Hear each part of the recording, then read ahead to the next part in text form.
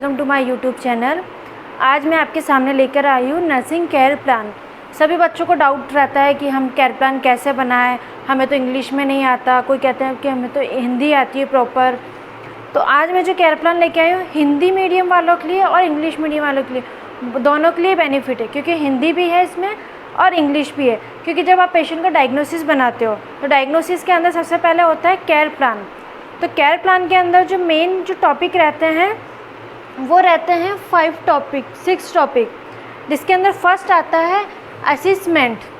Assessment के अंदर 2 type होते हैं, सब्जेक्टिव डाटा, ऑब्जेक्टिव डाटा। जो सब्जेक्टिव डाटा है उसके अंदर पेशेंट बताता है आपको कि उसको क्या दिक्कत है। ऑब्जेक्टिव डाटा का मतलब आपने पेशेंट को क्या देखा है। तो मैंने जो बनाया है केयर प्लान वो है फीवर पे। सपोज़ पेशेंट ने मुझे कहा सब्जेक्टिव डाटा में कौन कहता है, पेशेंट। तो मुझे पेशेंट ने कहा मुझे फीवर जैसा लग रहा है, ठीक है। अब मैं पेशेंट के कहने पे तो उसको मान नहीं सकती कि उसको फीवर है, क्योंकि पेशेंट मान लो पेशेंट को हाथ पैर दर्द कर रहे हो या फिर सिर दर्द हो रहा हो और पेशेंट को वीकनेस लग रही हो, इसके कारण वो कह रहा है कि मुझे फीवर जैसा लग रहा है, तो मैं उसको फीवर की दवाई थोड़ी दे सकती हूँ। तो मैं क्या करूँगी, ऑब्जेक्टिव डाटा के अंदर होता है कि मेरे खुद के द्वारा ऑब्जर्वेशन करने पर मुझे क्या पता चलता है।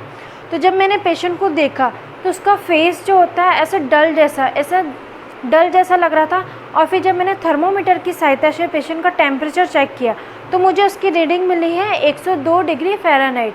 नॉर्मल जो पेशेंट का टेम्परेचर होता है वो होता है 98.6। तो यहाँ पे मुझे जो टेम्परेचर मिला है वो है 102 डिग्री फ़ारेनहाइट।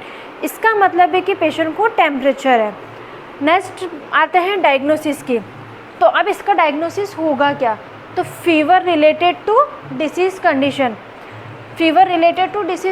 डिसीज़ कोई सी भी हो सकती है। अगर पेशेंट को जॉन्डिस है तो भी फीवर आएगा। अगर पेशेंट को सेप्टिसीमिया है, बॉडी के ब्लड के अंदर कोई इन्फेक्शन हो गया है, उसके कारण भी पेशेंट को क्या होगा, फीवर आएगा।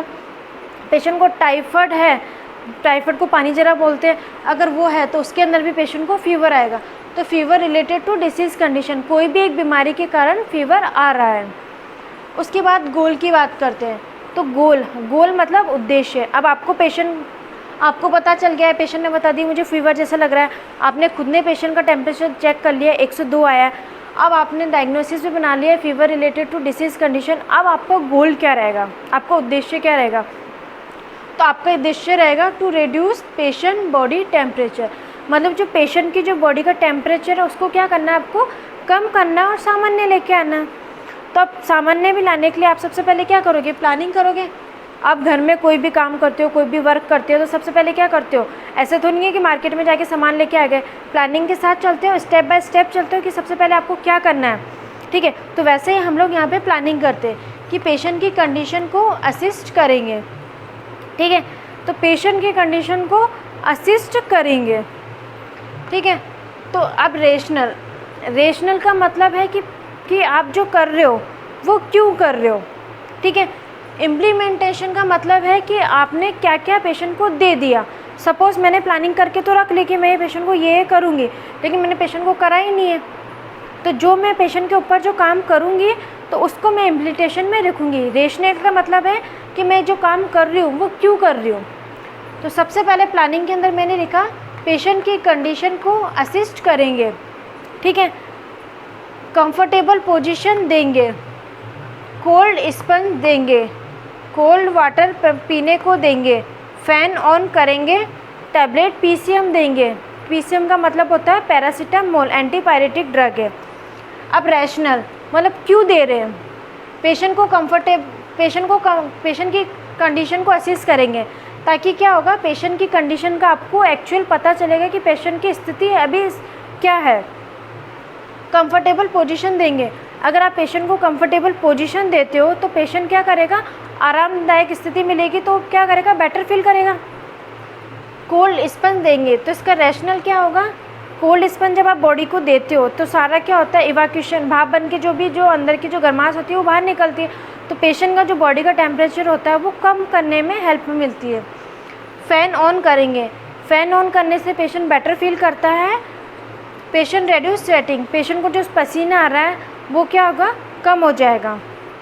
टैबलेट पैरासीटामोल देंगे, तो बॉडी टेम्परेचर, पैरासीटामोल टैबलेट क्यों देंगे, बॉडी टेम्परेचर मेंटेन करने के लिए जब आप पैरासीटामोल टैबलेट देते हो, ठीक है, तो वो क्या करती है, वह हाफ एन आवर बाद में क्या होता है, बॉडी का जितना भी टेम्परेचर रहता है, पहले पसीना आता है, पसीने के आने के बाद में जितना भी बॉडी का टेम्परेचर है वो क्या होता है, रिड्यूस हो जाता है। अब इम्प्लीमेंटेशन में प्लानिंग कर ली, रैशनल आपको उसका मतलब पता पड़ गया कि आप क्यों दे रहे हो उसको, ठीक है। तो पेशेंट को मैंने प्लानिंग में लिखा पेशेंट की कंडीशन को असिस करेंगे, तो इम्प्लीमेंटेशन में क्या आएगा, पेशेंट की कंडीशन को असिस कर ली, कंफर्टेबल पोजीशन देंगे, तो मेरे इम्प्लीमेंटेशन में होगा मैंने पेशेंट को कंफर्टेबल पोजीशन दे दी। कोल्ड स्पंज देंगे, कोल्ड स्पंज दे दिया। कोल्ड वाटर पीने को देंगे, मतलब ठंडा पानी पेशेंट को पिलाएंगे, ठीक है। तो इम्प्लीमेंटेशन में क्या होगा, मैंने पेशेंट को ठंडा पानी पिला दिया। फ़ैन ऑन करेंगे, प्लानिंग के अंदर करेंगे, लेकिन इम्प्लीमेंटेशन में क्या होगा, मैंने फ़ैन ऑन कर दिया।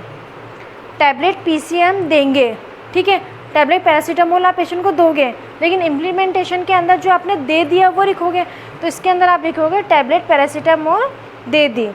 अब आपने असाइनमेंट कर लिया, पेशेंट की बात भी सुन ली, आपने ऑब्जर्वेशन भी कर लिया, डायग्नोसिस आपने बता दिया, आपने उद्देश्य बना लिया, प्लानिंग कर ली, उसके बाद में जो प्लानिंग करी है उसका क्या उद्देश्य है, क्यों कर रहे हो आप प्लानिंग, तो वो आपने देख लिया। रैशनल के अंदर, इम्प्लीमेंटेशन के अंदर आपने जो प्लानिंग करी है वो पेशेंट पे अप्लाई कर दिए। अब आपका जो इवैल्यूएशन रिजल्ट में क्या आएगा, तो after my care patient body temperature reduce, मतलब आपने जो पेशेंट को केयर करी है उसके बाद जो पेशेंट का बॉडी टेम्परेचर होता है वो क्या हो गया, नॉर्मल हो गया, सामान्य हो गया। तो सामान्य में मतलब पेशेंट का टेम्परेचर जो पहले 102 था, आपने जो केयर करी, स्पंज दिया, ठंडा पानी पेशेंट को मिलाया, पैरासीटामोल टैबलेट दी, उसके बाद पेशेंट का टेम्परेचर कितना आया, 99 डिग्री। ये तो था अडल्ट का। अगर इन केस यहाँ पे कोई छोटा बच्चा होता, 6 ईयर का बच्चा होता, या फिर अनकॉन्शियस पेशेंट होता, अनकॉन्शियस पेशेंट का मतलब होता है जो पेशेंट बेहोश है, वो आपको कह नहीं सकता, तो वो भी केयर प्लान सेम डिट्टो ऐसा ही बनेगा